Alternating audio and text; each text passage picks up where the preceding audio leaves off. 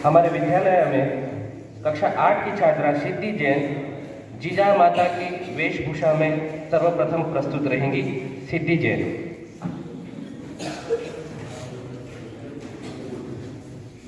और मैं प्रियंका लवटे मैडम से निवेदन करूंगा कि वे जीजा माता के बारे में अपने विचार प्रकट करें। प्रियंका मैडम।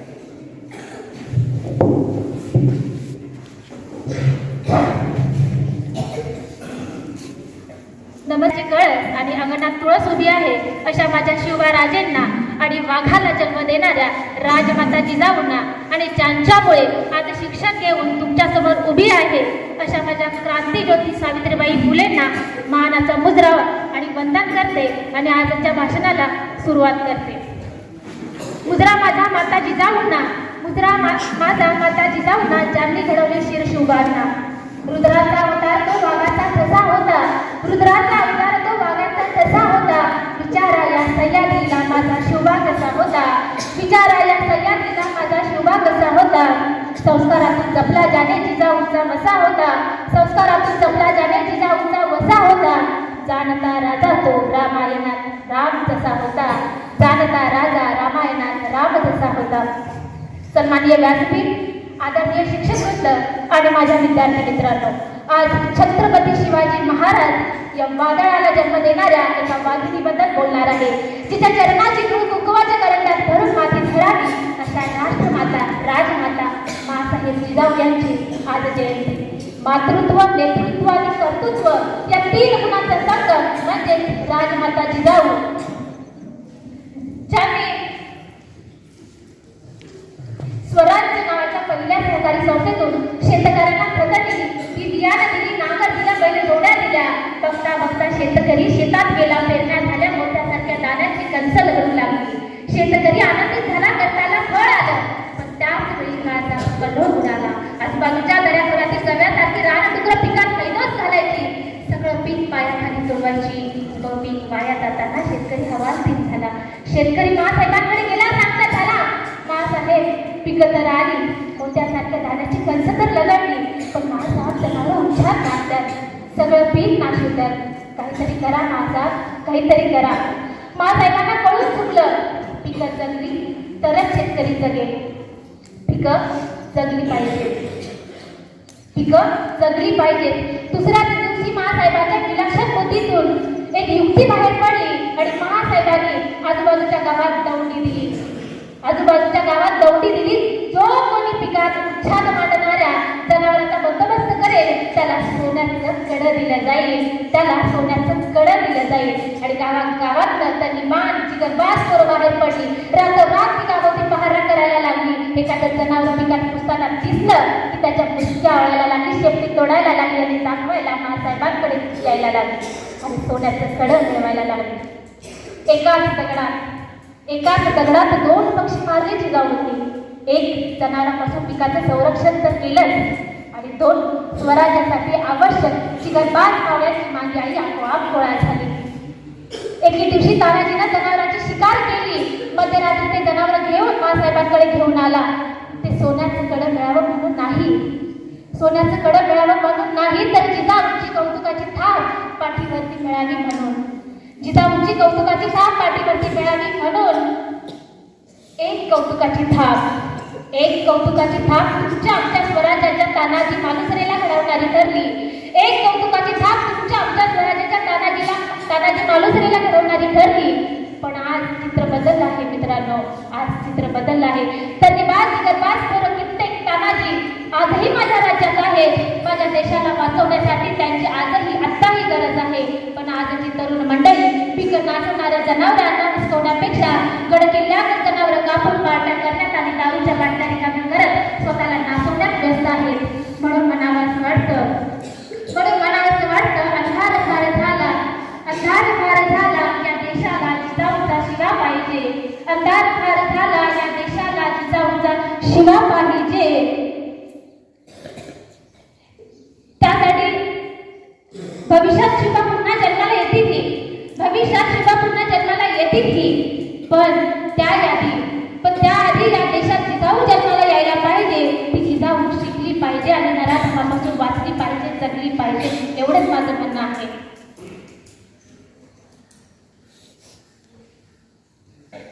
मी एक आता घोषणा देते.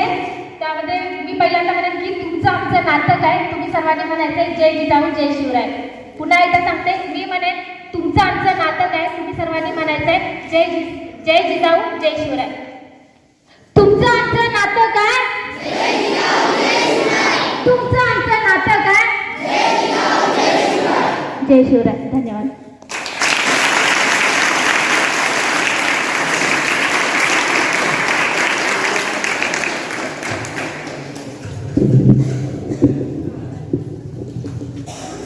बहुत ही सुंदर वक्तव्य प्रियंका मैडम ने यहाँ पर प्रस्तुत किया. हमारे देश में माता और जन्मभूमि दोनों की महान भूमिका रही है. इसके लिए कहा गया है जननी जन्मभूमि स्वर्गादि अपि गरीयसी, अर्थात जननी यानी माता और जन्मभूमि जिस पर हम जन्म लेते हैं उस पे जन्म लेना हमारे लिए स्वर्ग से भी महान है. और शिवाजी जैसे महान व्यक्तित्व का निर्माण करने में माता का बहुत बड़ा योगदान था. शिवाजी ने अपना संपूर्ण जीवन राष्ट्र के लिए समर्पित किया, देश के लिए समर्पित किया था, लोगों के लिए समर्पित किया था. विद्यार्थी मित्रों, अब हम स्वामी विवेकानंद जी के बारे में बात करते हैं. स्वामी विवेकानंद जी के जीवन के विषय में कक्षा 9 के छात्र हेमंत मेहरा अपने विचार प्रस्तुत करना चाहते हैं. मैं मंच पर हेमंत मेहरा को आमंत्रित करता हूं. कक्षा 9. उपस्थित प्राचार्य महोदय, उपाचार्य महोदय, सभी शिक्षकगण और मेरे प्यारे साथी, सबसे पहले तो मैं आपको धन्यवाद देना चाहता हूं कि आपने मुझे महान आध्यात्मिक गुरु स्वामी विवेकानंद जी के बारे में अपने विचार प्रस्तुत करने की अवसर दिया. स्वामी विवेकानंद वो शख्स हैं जिनसे पूरे विश्व के युवा प्रेरणा लेते हैं और इनके अनमोल विचार और कहे गए शब्द युवाओं में जोश फूंकने का काम करते हैं. आज 12 जनवरी का दिन पूरे भारतवर्ष में राष्ट्रीय युवा दिवस के तौर पर मनाया जा रहा है. स्वामी विवेकानंद जी का जन्म 12 जनवरी को कोलकाता में हुआ. 25 साल की उम्र में नरेंद्र नाथ ने आध्यात्मिक का रास्ता अपनाया और उनको आध्यात्मिक का रास्ता अपनाने के बाद उनको स्वामी विवेकानंद जी के नाम से जाना जाने लगा. जहाँ स्वामी विवेकानंद जी की बात होती है तो उनके अमेरिका में दिए गए सन सन 1839 की सन 1893 के भाषण में की भी बात होती है, जिससे भारत को पूरे विश्व में मजबूत छवि के साथ प्रस्तुत किया।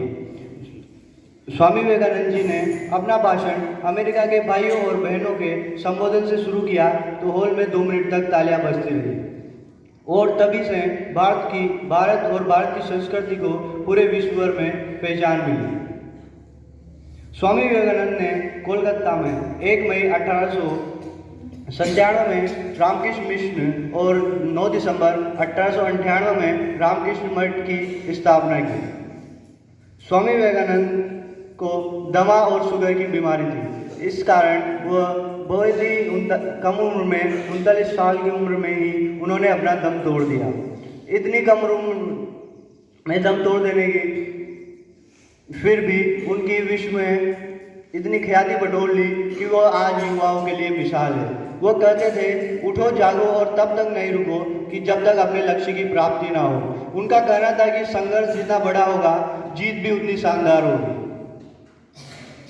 उनका मानना था कि तुम जैसा सोचोगे वैसा बन जाओगे। अगर तुम अपने आप को कमज़ोर सोचोगे तो कमज़ोर बन जाओगे, अगर आप अपने आप को ताकतवर सोचोगे तो ताकतवर बन जाओगे।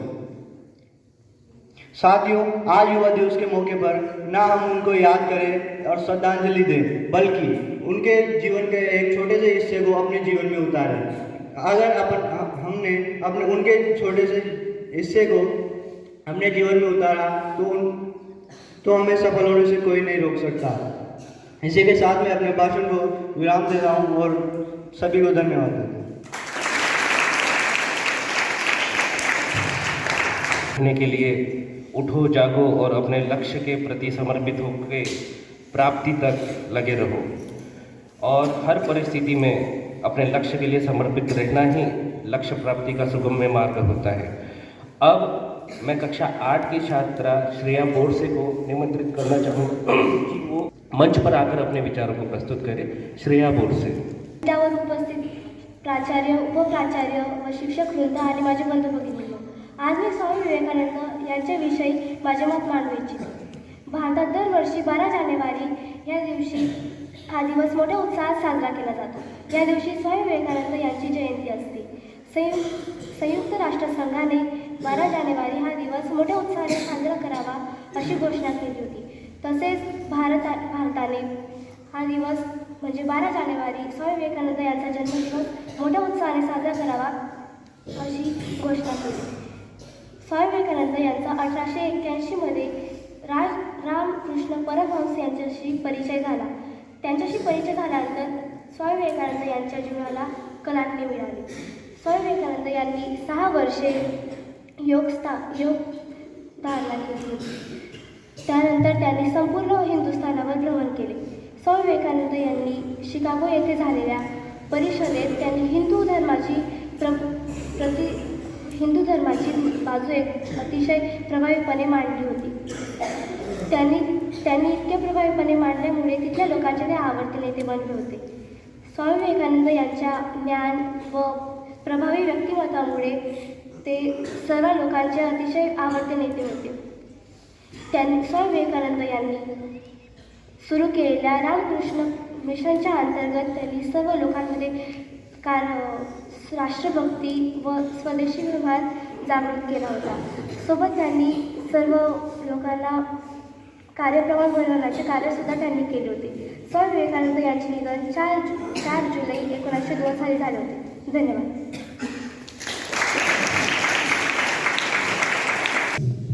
नेहा ने मराठी भाषा में स्वामी जी के बारे में अपने विचारों को प्रस्तुत किया। हमारे विद्यालय के वरिष्ठ अध्यापक और सबके प्रिय आदरणीय पाचोरे सर से मैं निवेदन करता हूं कि इस अवसर पर अपने विचारों को वे प्रस्तुत करें और हम सभी को लाभान्वित करें। आदरणीय प्राचार्य सर, जोरदार तालियों से स्वागत करें।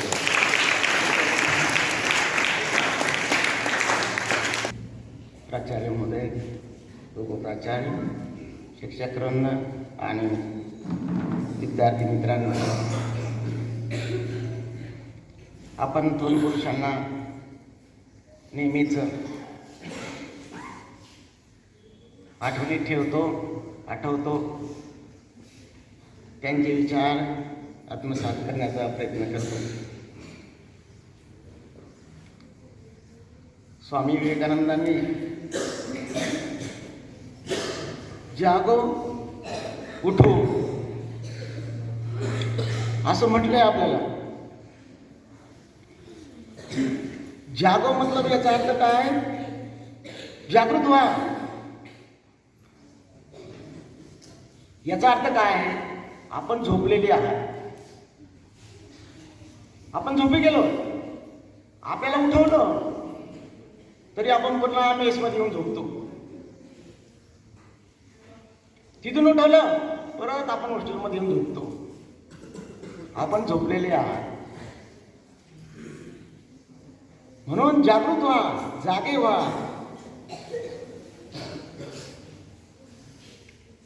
संदेश देण्याचं कारण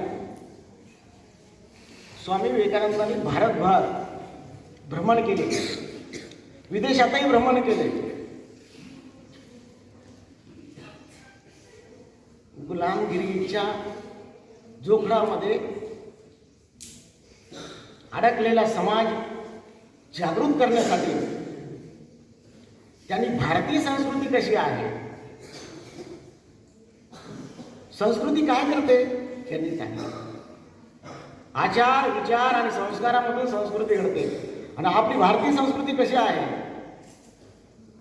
आपली भारतीय संस्कृती जो झोपलेला आहे त्याला उठवते, जो उठलेला आहे त्याला बसवते, जो बसलेला आहे त्याला चालवते, आणि जो चालतोय त्याला पळवते, गतिमान बनवते. या गतिमान भारतीय संस्कृतीचं महत्व स्वामी विवेकानंदांनी जनमानसात प्रसारित करण्याचा प्रयत्न केला आहे. भारत देश विशाल आहे, याची संस्कृती महान आहे, हे यांनी विदेशातही समजून सांगितलं. त्यांनी 4-5 तत्व खूप महत्वाची सांगली विद्यार्थ्यांसाठी.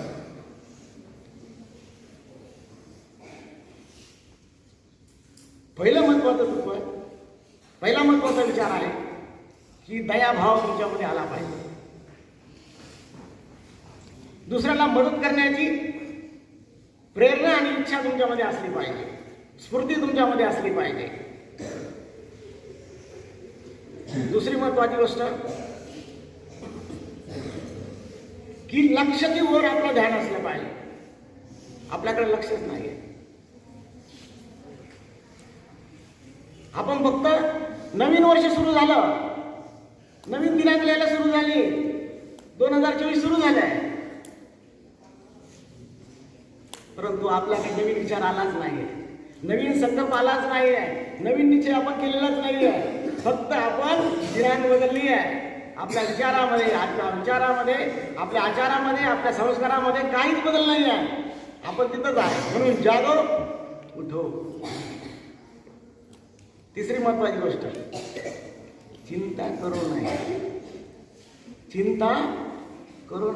चिंतन करू. सगळ्यात महत्वाचा विचार. आणि त्याच्या पुढचा विचार त्याने सांगितला की हसना मत छोडीये. आपण थोडीशी समस्या आली का आपण रांगून जातो, गोंधळून जातो. आता कसं होईल, आता कसं होणार. म्हणून त्यांनी सांगितलं की बाबांनो, चिंता करू नका, चिंतन करा. पण चिंतन किती लोक करतात? अभ्यासल्यानंतर आपण किती आत्मचिंतन करतो, आत्मपरीक्षण करतो, किती आपल्या लक्षात राहिले म्हणून आपण आठवतो. आणि सगळ्यात महत्वाची गोष्ट, जिजाऊंविषयी सांगायचं झालं तर जिजाऊ सारखी आई जर आपल्याला मिळाली असती तर आपण सगळे छत्रपती झालो असतो. मग एखादा विद्यार्थी म्हणून, सर आपली आई काय वाईट आहे का? आपल्या आईसारखी आईच नाहीये असं प्रत्येक बालक म्हणा.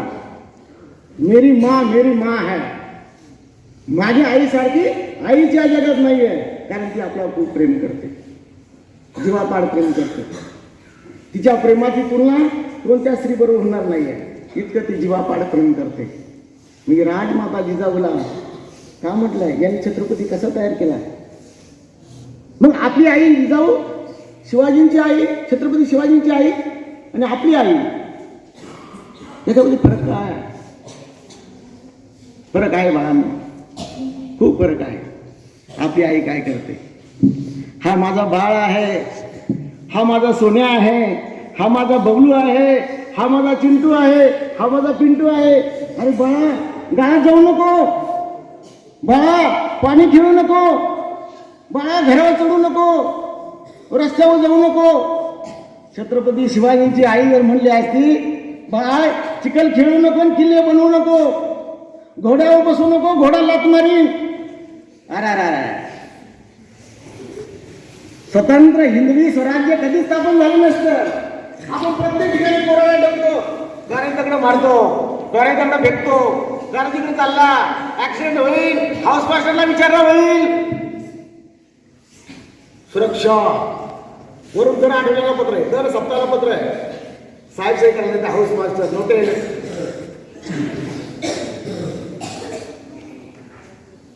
तुम्हाला स्वातंत्र्य पाहिजे, पण त्या स्वातंत्र्याचा तुम्ही स्वैराचार केला आहे.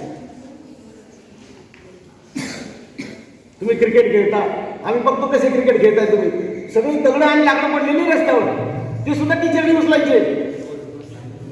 रोज पाणी घरायला सांगितलं बघा, रोज ते उचलायला लावतात सिनियर बोर्डला. तर विचारायला लागतात आपले स्टंप कशाचे आहे, आपली बॅट कशाची आहे. बेनच्या फळ्या ढिल्या झालेल्या फळ्या तुम्ही काढून आणल्या ते है ना. बेनची फळी तुमची बॅट आहे. तुम्हाला योग्य प्रशिक्षण नाही आहे, तुम्हाला योग्य मार्गदर्शन नाही आहे, तुमच्यावर योग्य संस्कार नाही आहे, त्याच्यामुळे तुमची आचार व्यवस्थित नाही आहे. आपली आई नुसती आपल्यावर पांघरून घालते असते. पोराने चोरी केली तर मुलं तिथे घेतले असतील पैसे, फोडली असेल पेटी, मग काय घेतलं पैसे घेतल्यानं काय बिघडलं, मी देऊन टाकते तुमचे किती पैसे गेले. माझ्या बाळाला रागवायचं नाही. सर तुम्ही माझ्या मुलाला मारलं, त्याची काही चूक नाही,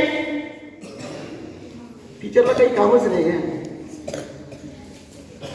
असे आई वडील असले, अशी आई असली, त्याचा बाळ कसा छत्रपती होईल. म्हणून बाळांनो, आपल्यावर संस्कार करणारी जी माता आहे, ती माता राजमाता जिजाऊ सारखी असते तर खरंच आपण छत्रपती झाले असते. तिने काय काय संस्कार केले. तुम्ही छावा वाचा संभाजी महाराजांचा वर लिहिलेला, छत्रपती शिवाजी महाराजांवर लिहिलेलं काव्य वाचा, वाचन करा. आपलं वाचन सुटले. मी तुम्हाला सांगतो, मी तर आठवड्याला एक पुस्तक वाचत होतो 1991 पासून. लायब्ररीमध्ये 500-600 पुस्तक होती, आता 12,000 पुस्तकं आहे. 12,627 काहीतरी पुस्तकं आहेत आपल्यावर. आपण किती 12,000 पुस्तकं वाचली का? वाचायचं नाही. आपण लायब्ररी जातो, पेपर किती जण वाचतात. फक्त हिरोईन चित्र कुठं आले, कोणतं पान फाडून नेता येईल, गादी खाली ठेवता येईल, रात्र झाली का बघता येईल. आपण काय बघतो? आपण मोबाईल सुद्धा ठेवतो. तुम्ही जर प्रामाणिकपणे मोबाईल वापरायला लागले तर टीचरही मना करणार नाही, आई वडील त्याला बंदी घालणार नाही आहे. तुम्ही मोबाईलवर काय पाहताय, शिक्षक शिकवत आहे आणि पाठीमागं तुम्ही मोबाईल चालत नाही. मोबाईल एक आवश्यक गरज झाली आज प्रत्येक विद्यार्थ्याची, प्रत्येक शिक्षकाची. पण त्याचा वापर तुम्ही कसं करता, किती करता, हे खूप महत्त्वाचं. या जयंतीच्या निमित्तानं मला या दोन तुमच्याशी बोलता आलं, त्याबद्दल मी सगळ्यांचे आभार मानतो. धन्यवाद.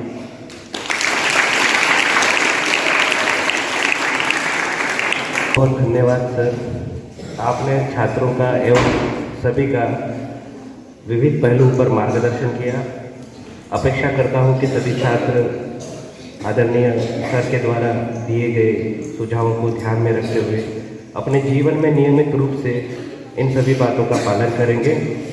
अब मैं इस कार्यक्रम के अध्यक्ष और हमारे विद्यालय के प्राचार्य श्री को आमंत्रित करना चाहूँगा कि स्वामी विवेकानंद जी के जन्म जयंती पर वे हम सभी को लाभान्वित करें. जोरदार तालियों से स्वागत किया जाए बच्चों.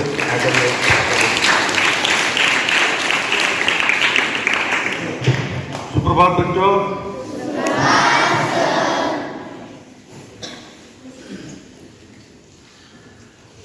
स्वामी विवेकानंद जी तथा माँ जिजाऊ की प्रतिमाओं को प्रथम शत शत नमस्कार करता हूँ और कुछ इंस्पायरेशनल बातें उनके बारे में भी कहता हूँ। माँ Jijau was the burning flame of inspiration to the Chhatrapati Shivaji Maharaj. She teach the lesson how to ride, how to move, how to attack, how to hide, all kind of the practices she provided to him. आज भी अपन किसी पर्यटन स्थली में जाते हैं, वहाँ पे एक बड़ा कठियावाड़ी घोड़ा होता है और उसके ऊपर बैठते हैं और कुछ 10-20 रुपए में इधर उधर से घुमा के लाता है। उसके ऊपर से उतरने के बाद में 2 मिनट आप चल नहीं पाते, कोई भी नहीं चल पाता। आप भी एक्सपीरियंस करना है। लेकिन शिवाजी महाराज जिनकी प्रेरणास्थली माँ जिजाऊ थी, वो कई कई घंटों तक घोड़ों पर ही गुजारते थे। तो कैसे करते होंगे? उनके साथ वो कुछ थैला वैला भी नहीं लेके नहीं जाते थे। उनके पास जो थे वो थे शस्त्र, ढाल, तलवार। उनके खड़ाऊ, उनका एक मेटल एप्रॉन जो उनके ऊपर चढ़ा होता था। तो इतने सारे बोझ के साथ घोड़े पे बैठ के उसकी सवारी करके और अपने दुश्मनों को मारने के लिए तैयार और फुर्ती से मारना होता था। तो यह सारा काम एक उनको अच्छी ट्रेनिंग ही करा सकती है। उनके बारे में जो लिखा हुआ पढ़ेंगे तो अपने को देखने को मिलता है। दाल, भाकर, चटनी, कांदा, यही उल्लेख मिलता है खाने के लिए। बहुत अच्छी चीजें उन्होंने नहीं खाई है। उनका अधिकतम समय जंगलों में ही बीता है। नदी का पानी पीना, नाले का पानी पीना, कुएं का पानी पीना, जंगल में बना के खाना, यह सब बातें उनके साथ जुड़ी हुई थी। आज एक दिन के टूर के लिए अपन कहीं बाहर जाते हैं तो उधर से आने के बाद कहते हैं, बस में बैठ के जाने के बाद में, कि सर आज हमसे कुछ काम मत करवा, बहुत बच्चे थके हुए हैं। मतलब आपकी थकान निकलती नहीं है। तो इतनी सुविधा होने के बाद भी जो ट्रेनिंग है जो मिलनी चाहिए थी आपको, वो ट्रेनिंग प्रॉपर से मिल नहीं पा रही है। दूसरे प्रेरणा स्रोत स्वामी विवेकानंद जी, युवाओं के लिए आदर्श,